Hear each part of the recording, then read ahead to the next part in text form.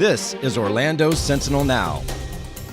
Hello, it's Friday, November 5th. I'm Rich Pope here with Gray Rohr and Caroline Catherman. They have our topics today. Good topics. We're going to talk about Governor DeSantis suing the federal government over vaccination mandates for businesses. Also, we're going to touch on the CDC approving a vaccination for COVID for children 5 to 11. A lot to unpack there, but let's go ahead and start here with Gray Rohr. So, Gray, yesterday, Governor DeSantis said he would sue the federal government over vaccination mandates for the private sector. Here it is. It's almost 500 pages.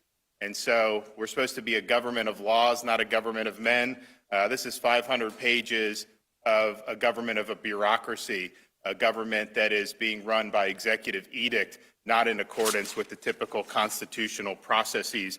And the state of Florida is going to respond, and we will combat the OSHA rule. Somewhat not surprising. I think this was anticipated. Yeah, he's been sort of signaling this for a few weeks now, and he had already filed one for a different part of Biden's plan and executive order that Biden had issued back in September that applies to workers for federal contractors. And, this is the big one, though, that everyone was waiting for from OSHA, the Workplace Safety Agency. It applies to pretty much every business with more than 100 employees. There are a few exceptions to that, but of course the governor wasn't hearing that tune, so he's going to be filing it, I think, officially today once it's officially published. So we'll be watching out for that. Right, and he'll be joining in with other states. What other states right now are joining in on the suit? There's a bunch throughout the country that are, from Republican governors. The one that he said he's going to be filing with is going to be Georgia and Alabama. And he said that there'll be some private businesses joining the suit as well, that they'll file in the 11th Circuit in appeals court in Atlanta. There was another piece that came out relating to healthcare workers yesterday as well. So we'll have to see exactly how it plays out in the different courts. Right. DeSantis already indicated that he would also jump on that additional ruling for healthcare workers. It seems like that seems to be coming as well. Yes, that came out the same day. He said he wasn't really prepared for that to come out yesterday. We'll see if there's different arguments that they make in court based on the different rules. But his main point has been that none of these are constitutional. It was done by executive order. It didn't go through Congress, and these agencies simply don't have the power to make these sort of rules, even if as Biden said, it was an emergency, and that's how the power they're doing it under. The idea that this is an emergency after most of these people have been working for a year and a half straight. Most of these people, the people in the trucking and logistics and all this stuff, they've kept society going for a year and a half. And now all of a sudden you're saying this is an emergency and that you take 2 months to do the rule, that it's so emergent that you couldn't even just turn this around quickly. So you do it in 2 months, and then you're saying it doesn't apply for another 2 months. That's not emergency. That's them trying to make policy without having to go through the proper channels through the Congress. Yeah, it seems like right now, too, he's setting it up to essentially protect businesses in the state, setting up funds, and it seems like a special session. Is that correct? Yeah, so he had already announced a special session that's set for a week from Monday, November 15th, ready to go for a week. And it's basically setting up state law to at least try and counter this executive order. So he's called for a couple different things.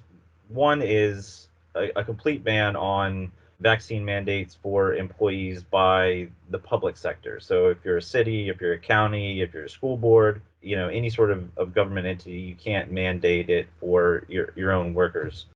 In the private sector, it's not an outright ban.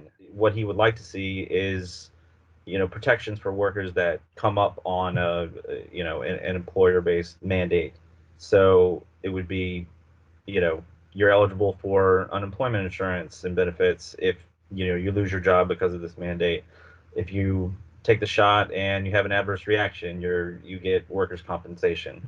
So it's those sort of things, not an outright ban. Even though, he said that he doesn't want to see any sort of ban from any private sector business, but I think their team and his office legally doesn't think that they could that would pass muster in the courts, since all this is probably going to be challenged. So some point or other. All right. Well, there's a report from Gray Rohr. Of course, he's busy up there in Tallahassee. Stay with OrlandoSentinel.com for updates for this story and more. Appreciate that. Great. Take care. All right, we're going to go here to Caroline Catherman, and we're going to talk about CDC approving a vaccination for COVID for children 5 to 11. Caroline, I guess big question here is where to get it. Yeah, definitely. So in Orange County Public Schools is going to have over 20 public high schools offering it next week over 4 days.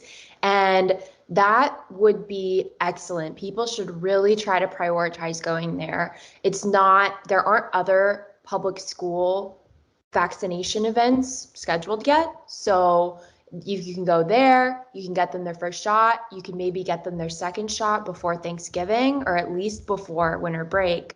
In terms of other sites to get it, I know that Advent Health and Nemours are expecting their vaccine supply to come from the state. And the state does not allow them to apply to get vaccines until early next week. So I think that the day is Tuesday. And so you're not really going to see your pediatrician, if they're affiliated with one of these big hospital systems at least, offering the vaccine until maybe the end of next week or the week after that. In addition, pharmacies, Publix, CVS, Rite Aid, Walgreens, all of them are going to have the vaccine starting this weekend because they get their supply directly from the federal government. They don't have to wait for a middleman like the state to get them their supply. Yeah, so this vaccination is the Pfizer vaccination. As far as dosing, is it different than the typical one? Yes, it is 1/3 the dose of the typical Pfizer vaccine. And this is the dose that they used in the clinical trial on children. It's perfectly safe. It doesn't have any side effects that a full dose, doesn't have. So yes, it is 1/3 of the dose. I guess the big concern here, too, is convincing parents to go take their children to get it. Is this something that they're anticipating being a problem? For this vaccine specifically, I've talked to a number of doctors, and adults have been more accepting of going to the pharmacy or a grocery store to get themselves an immunization. But for kids, I know every parent really wants to make sure that they can absolutely trust the person who's administering this dose. So we might see people waiting until they can get their vaccine at a pediatrician's office. Orange County Public Schools is a nice middle ground where, maybe you have a child going to school there. You trust them maybe a little bit more than you would a private company. So that is an option as well. But yes, I think that more than past vaccines, parents are going to be hesitant. Right. Now, talk about the supply. Are they seeing that this be a problem as far as getting the vaccination? Will there be enough available? Yes, there will definitely be enough available. The federal government has ordered enough vaccine for all 28 million children ages 5 to 11 in the United States. I know that yesterday, Dr. Ralpino, Director of Health in Orange County, said that, within a week, we're going to be inundated with vaccine. So while distribution is a little bit slow, we are 100% going to have enough supply. All right. Well, good report there from Caroline Catherman. Go ahead and go to OrlandoSentinel.com. You can take a look at her story. She has more of a list of where you can get it, a good resource there. But for us, we're going to go ahead and call it quits today. Appreciate you being with us. Also want to point out, become a subscriber. Go to OrlandoSentinel.com/subscribe and support our work. We always do appreciate that. But we're going to call it a Friday. Hit the weekend. Appreciate you being with us. Until next time, I'm Rich, Gray, and Caroline. Everyone have a great day. We'll see you soon. Watch Orlando Sentinel Now live every weekday at noon on our Facebook page and on OrlandoSentinel.com.